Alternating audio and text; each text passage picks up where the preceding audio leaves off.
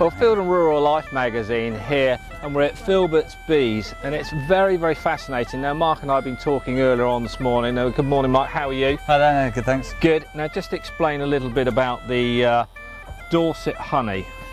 Well, the bees came onto the farm on a small scale a few years ago, and instantly we noticed the difference that it made in the habitat. So Yes. we had many more of our orchard trees bearing fruit and things like Now, plums that's something and you prunes. touched on earlier. The orchard was very important because I know you produce cider as well on, on the farm, isn't Yeah. it?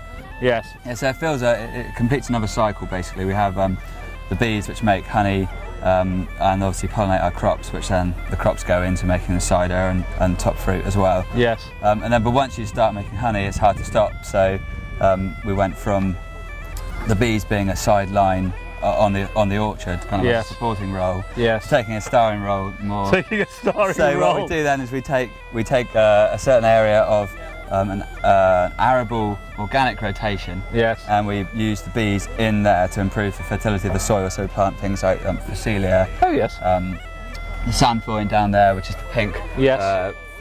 sort of foliage down there, Yeah. and that will go into a 4-year rotation. So we'll have a crop of honey from the field, a crop of seed, Yes. and a crop of forage, and then that also adds nitrogen and other elements back into the soil. So how many bees are on the farm? Well, we aimed to have 100 hives, but we had a really bad year last year, lost sort of 60 or so. Did we hives. really? But we're up to about 30 or 40-ish, Yeah. give or take 10 Yeah, or so. yeah, sure, sure.